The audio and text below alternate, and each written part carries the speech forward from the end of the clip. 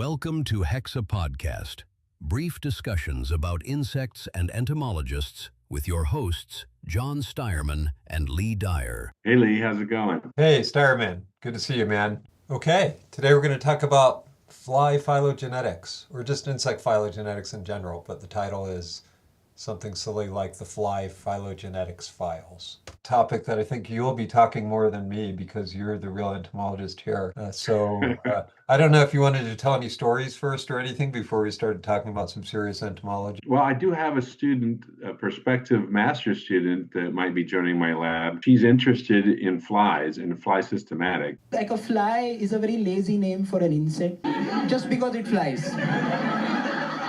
Then birds can also fly. They can fly more. Why aren't they called flies? Which is a rare thing. You don't get a lot of students that are interested in topics like that. And that's part of what I do in my lab is fly systematics. So I'm pretty excited about it. It's a super important art, as we'll talk about, systematics and phylogenetics. There's kind of less, I think, public appreciation for those kinds of things. We might as well jump right into the topic then. What are some of the words that you use to describe it? And how do you distinguish for your students the difference between taxonomy, systematics, and phylogenetics? Not really. I think it's all kind of the same thing. Like strictly taxonomy is just about the naming and organization of species and larger, lineages. And systematics is sort of the combination of phylogenetics and taxonomy, but I don't really see a distinction between all these things. They're all so interrelated that it's hard to, no one's really just a taxonomist, right? Most taxonomists are also systematists and evolutionary biologists and phylogeneticists, as well as sometimes ecologists or behavioral biologists or whatever. I agree with that. I do have distinct definitions that I give for taxonomy, systematics, phylogenetics, and I think you hit on those. And I do think that if you're talking more broadly about phylogenetics, you have these different goals that are loftier. Like you want to reconstruct the history of life on Earth, right? You want to come up with these hypotheses for relationships among groups of species and genera and families and upper taxa, right? Yeah, but in practice, every taxonomist is also interested in those things.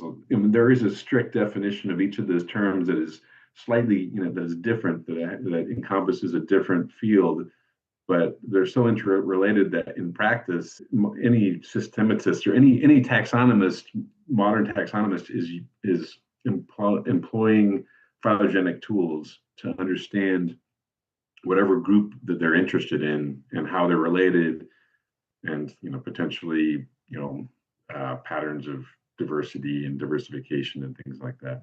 But sometimes there's a little bit of a disconnect though, because we still, even taxonomists still talk about herpetology, which is makes no sense in the realm of phylogenetics, or one that really bugs me is lepidopterist will say, oh yeah, well, I study butterflies and moths. And I hate spiders, I hate moths. Moths? Moths. It's just a black and white off here now. You hate moths? It's just a black and white butterfly. I got home the other day, right, and I saw this massive moth, right, in my bathroom. You saw a moth in your bathroom? Yeah, I needed to have a shower and I was too scared to go in. So what I did is I went in with this You're too scared? I went into the bathroom, right, with this super strong hairspray. What? Seriously. And you did the moth's hair? It's like saying I study cars and Toyotas or something. The Papilionoidea is just one of many superfamilies of the Lepidoptera.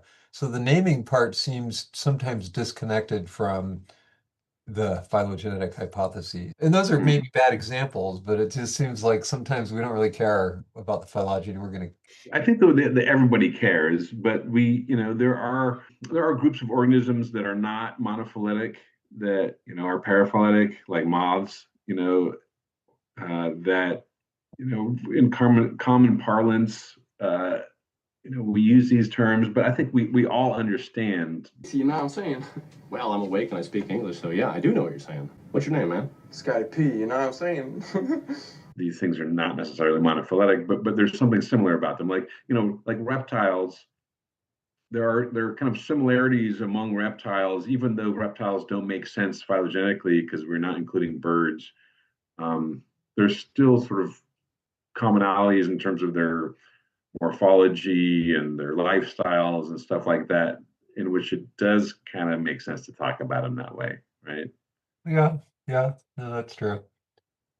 Yeah, Like, I still talk about, cockroaches and termites, right. and I Yeah, treat them kind of somewhat separately, even though phylogenetics has actually taught us that termites are just really weird, eusocial cockroaches, right. Yeah. right? So, yeah, and that's a really good example because I sometimes I have troubles letting go, and when I draw the phylogeny on the board, I want to draw 29 orders and not 28 and put the Isoptera within the Blattidae. But yeah, you're right. And so actually let's jump into insects then and insect systematics and the importance of entomologist and developing the field of phylogenetics. But first, so how many orders do you usually teach? I'm right now at 28. I go with that science paper. Although in that science paper is about 12 years ago where they said insect phylogeny resolved on the cover of Oh, the Science. Regier et al. Or what about the groups like, the orthopteroids, basically, where I think it's still a little bit like iffy about like where do Plecoptera go? You know, are Phasmida sister to the Embioptera, which is kind of a weird association because they're nothing alike, right? Um, I think there's some places where there's still some questions, there's still some weakly resolved nodes. One of the actually really interesting things about the insect orders is that they are so discrete.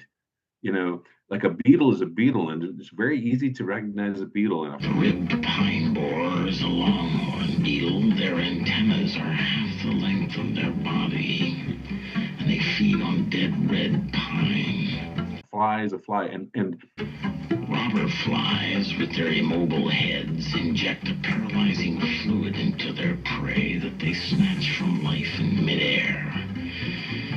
And I think it's partly because all those intermediate lineages between flies and Mecoptera are extinct. There's been a lot of winnowing out of these lineages, and so you're left with these things that are really distinct. Where historically, at some point in the past, wasn't so clear what a fly was, or wasn't the distinction between Mecoptera and flies wasn't so discrete, and so it's kind of nice, but it's the fact that they're so discrete is interesting in itself. I think it'd be useful to define a few terms and maybe even to go all the way back to where this all started with because I actually don't teach this anymore, but I used to talk about Willy Hennig and like different schools of thought for putting together phylogenetic hypotheses. And since you're a dipterist, I thought you could tell us a little bit about like where this all came from and where we're at, like where we started and where we're at, right? Can you? I don't know. Okay, This is I what we mean, do. I could say something about it. So, like the depiction of evolutionary relationships as trees, that kind of analogy, that's pretty old, right?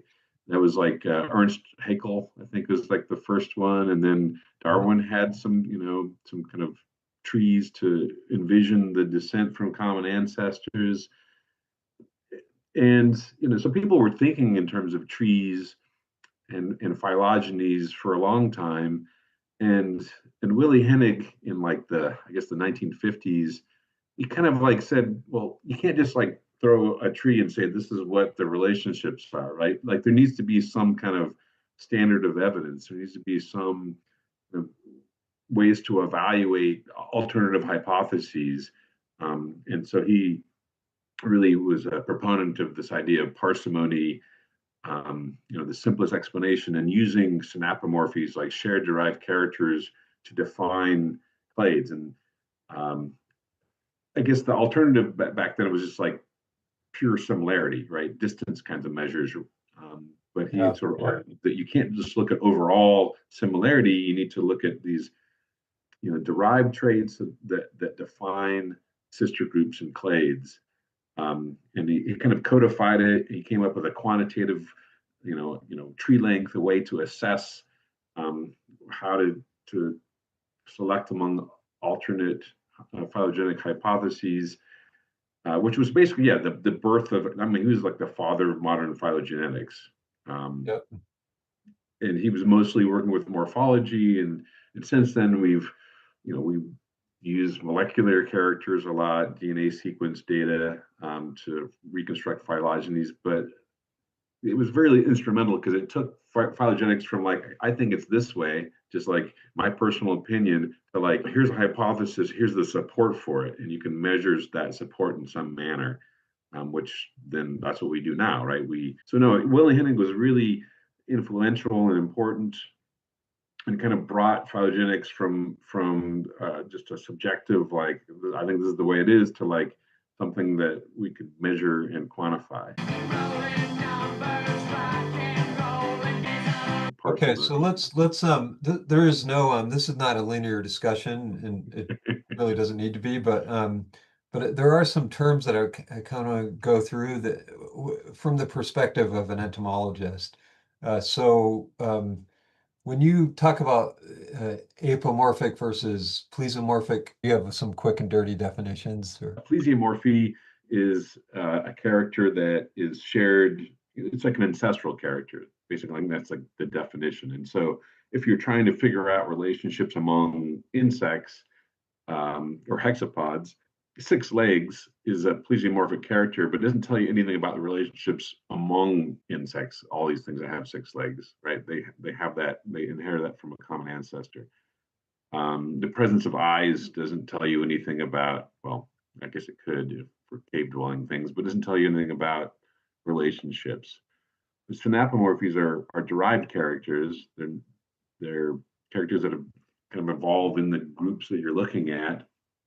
And so then it depends on your perspective. I'll let you get back to that, but so if the hexapods were a monophyletic group, then 6 legs would be a synapomorphy for the hexapods.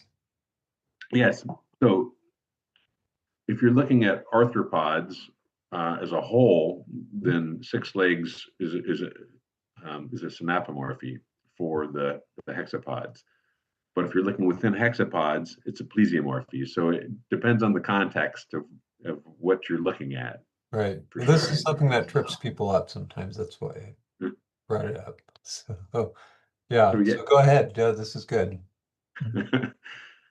Yeah. So an apomorphy just means, well, I don't remember exactly what apo means, but an apomorphy is a derived character state. And a synapomorphy is a shared derived character state. So there can be aught apomorphies, which are a character that one lineage has, but they're not shared with other lineages. And they don't tell you about relationships, right? They're kind of derived, but they're not shared. That's great. Those are some really good definitions. That's I can just play that to my class instead of actually giving a lecture on it now. So then what about, we keep saying monophyletic versus paraphyletic versus polyphyletic. And we've given some examples already because I mentioned, reptiles, and you talked about, and I mentioned butterflies and moths. So. This is the most boring podcast I've ever listened to. No, it's not. Okay, so a monophyletic group is an ancestor and all of its descendants. Right, so beetles are a good monophyletic group. All beetles are more closely related to other beetles than they are to any other insects, and they're well defined. You can recognize a beetle by the synapomorphy of having those hardened forewings or elytra, right? A paraphyletic group is correct. Correct. Thank you. Good job. And we basically want our taxonomic hierarchies to reflect monophyletic groups, because those are real evolutionary groups, common ancestor and all of its descendants. But some things that we talk about, groups that we talk about, are paraphyletic, which means it's an ancestor and just some of its descendants. We're leaving things out. And that's what you mentioned, reptiles. We're leaving out birds, because birds are clearly more closely related to, some reptiles are more closely related to birds than they are to other reptiles. So like Right? So, crocodiles are birds, basically. yeah. So, Crocodiles are more closely related to birds than they are to Yeah. snakes and turtles. yeah, exactly. Yeah. Lizards.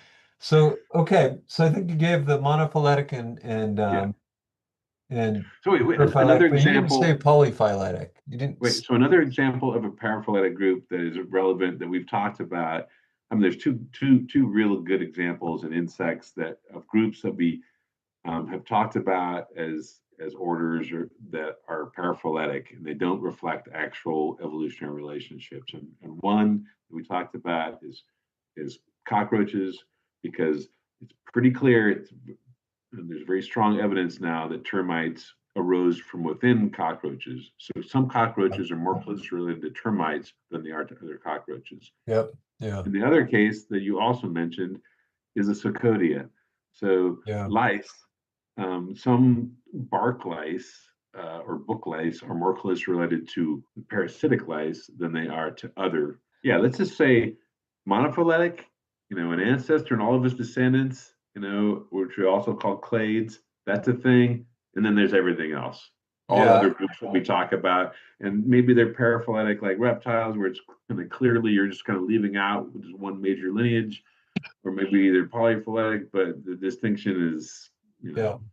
doesn't really matter. All right. So if Hydaelidea are basically considered moths and they're nested within the Rhopalocera or like the butterfly clade, then I think that moths are the polyphyletic group, but butterflies are paraphyletic.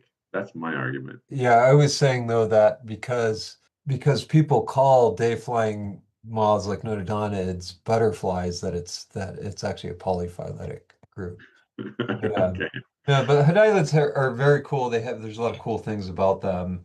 Let me see. I just searched. Are you Googling it right now? I'm on the internet. Yeah, I was right. Hydaelids, often called moth butterflies. Says on Wikipedia. Our family, so it says they're mostly neotropical, but they possess specialized tympanal ears. That's what I was on their wings. So I talk about them a lot. I've never seen them referred to as moth butterflies. That's pretty good. Good though. That's good. According to Dyer, the Papilionoideae is just one monophyletic superfamily of Lepidoptera. The word butterfly is used to describe members of this superfamily, but it is just a common name that could be applied to any number of lepidopterans. So that informal common name, butterfly, would refer to a paraphyletic taxon if you give the common name moths to species in the Hediolid family, also known as the butterfly moths. On the other hand, the common name would refer to a polyphyletic taxon if you think beautiful day-flying tiger moths are butterflies. Got it? What are your words of wisdom to anybody who's interested in insect phylogenetics? How did you attract a master's student to study phylogenetics of flies, of all things?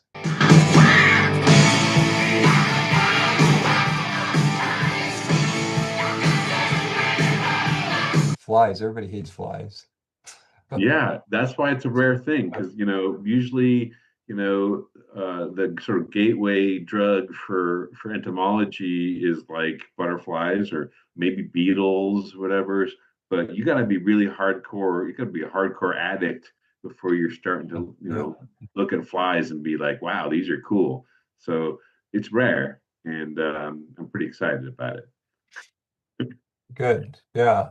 But what are your parting words of wisdom to somebody who might want to go into or at least learn a little bit more about insect phylogenetics?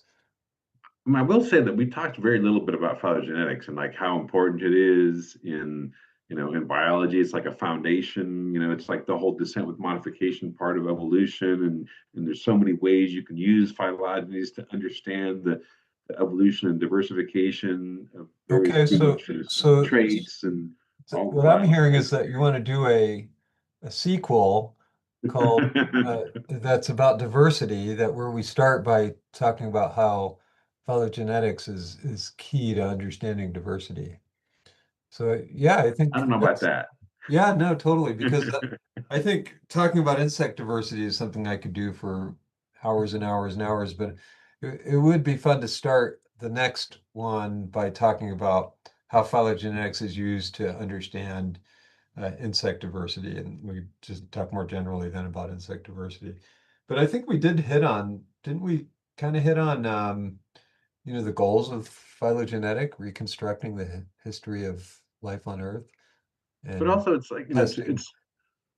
I mean, I think there's lots of, so like, I don't know that many. I mean, some people are just like kind of real nerds, and they're just interested in phylogenetics and like the esoteric, ways that we can like reconstruct that stuff. But most of us that are interested in phylogenetics are interested in phylogenetics to answer questions, evolutionary questions about groups of organisms that we're interested in. Yeah, that's right. And you're right, we were going to get to that because you were like, this is a really boring podcast. And that is actually exactly how I feel when I sit in a talk by a taxonomist. A Pretty character boring. defines this group as like if the hind femur has like a little ridge right here, well, that like Yeah. defines this group of the, Yeah. this subgenus. So I agree that that part can sound really boring to just about everyone. So the interesting part has to do with evolution, and that's where all these terms are important.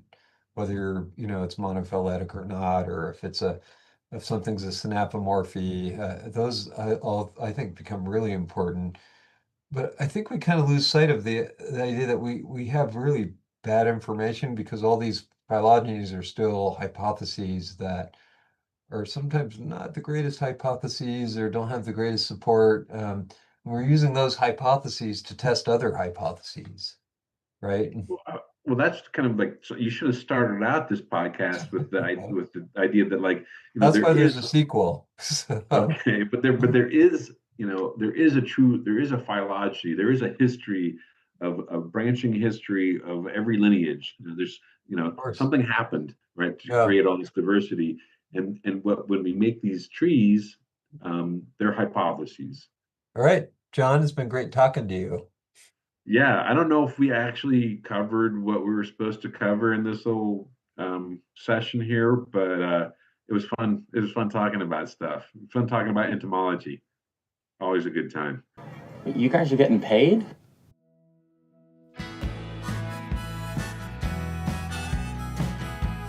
Thanks for listening to Hexapod. We hope you can join us for the next episode about insect diversity with special guest Dr. Matt Forrester.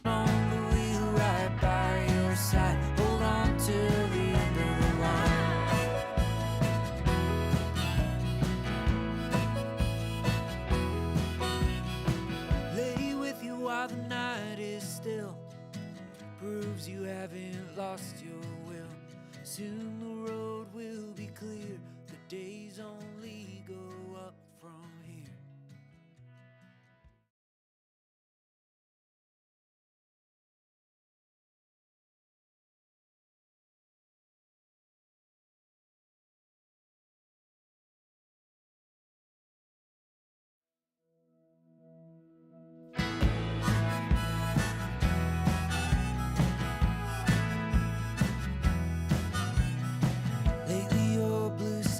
Ain't coming, turning all the clouds gray. Baby, I can see